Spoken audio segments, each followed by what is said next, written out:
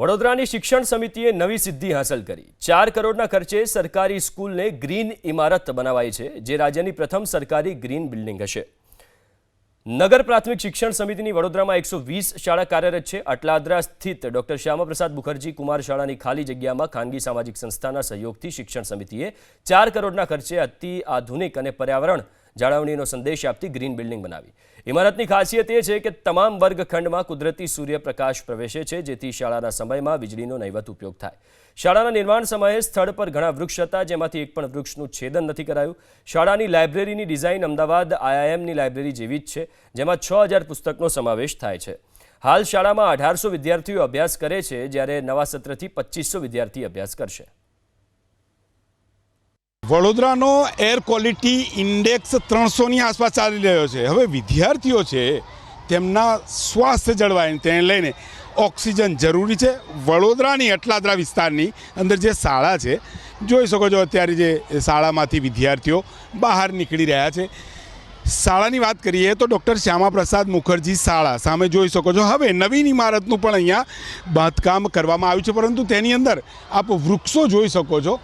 જે વૃક્ષો છે તે યથાવત રાખવામાં આવ્યા છે। કેટલાક વૃક્ષ 100 વર્ષ જૂના છે અને તેનું ડિઝાઇન એ રીતે કરવામાં આવી છે।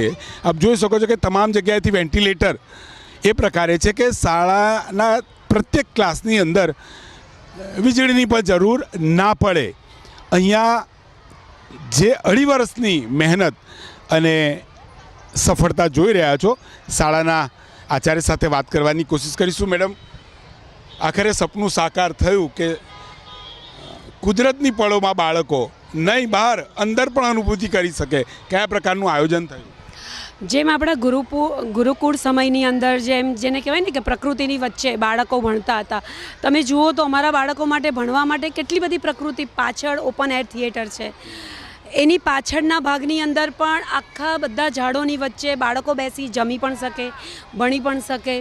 ઉપરની જો તમે રચના જોઈ હોય આખી શાળાની, તો સનલાઇટ આખો નીચે સુધી બાળકોને પહોંચી શકે। વર્ગખંડ પણ એટલા હવા ઉજાસવાળા। અને આ શાળાની અંદર 1800 જેટલા 3 શાળામાં મળીને 1800 જેટલા વિદ્યાર્થીઓ અભ્યાસ કરે છે, ત્યારે બાળકોના ઉજ્જવળ ભાવિ માટે ચોક્કસ આ શાળા એક આદર્શ પુરવાર થશે એવો મને ખાતરી છે। એર ક્વોલિટી ઇન્ડેક્સની બહુ ચર્ચાઓ ચાલે છે। દિલ્હી સાથે હવે વડોદરાને જોડવામાં આવી રહ્યું છે। 300 ને પાર થાય છે, ચિંતાનો વિષય છે, પરંતુ બાળકોને સારો ઓક્સિજન મળે તે પ્રકારના તમારા પ્રયાસો ક્યાંક સાર્થક થતા તો દેખાઈ રહ્યા? શ્યોર, અમારા બાળકોને અને અમને સૌને ઓક્સિજનનો જે કહીએ છીએ એનો પ્રોબ્લેમ ન જ નડે, કારણ કે પ્રકૃતિની વચ્ચે શાળા છે। એટલે તમારી વાત એ બિલકુલ સાચી છે અને એ સાચી પુરવાર થશે। પ્રકૃતિને જાળવવાનો પૂરતો પ્રયાસ થયો છે। વડોદરાની અંદર અટલાદરા વિસ્તારની શાળામાં AQI એક તરફ 300 ને પાર વડોદરાનો જઈ રહ્યો છે, તો ઓક્સિજન બચાવવા માટે જે શાળાની રચના એ રીતે થઈ, 100 વર્ષ જૂના જે વૃક્ષો છે તેને પણ યથાવત રાખ્યા। ડિઝાઇનિંગ જરૂર બદલાઈ, પરંતુ વૃક્ષોનું જતન કરવામાં શાળા નગર પ્રાથમિક શિક્ષણ સમિતિ અહીંયા સફળ થતી જોવા મળી રહી છે।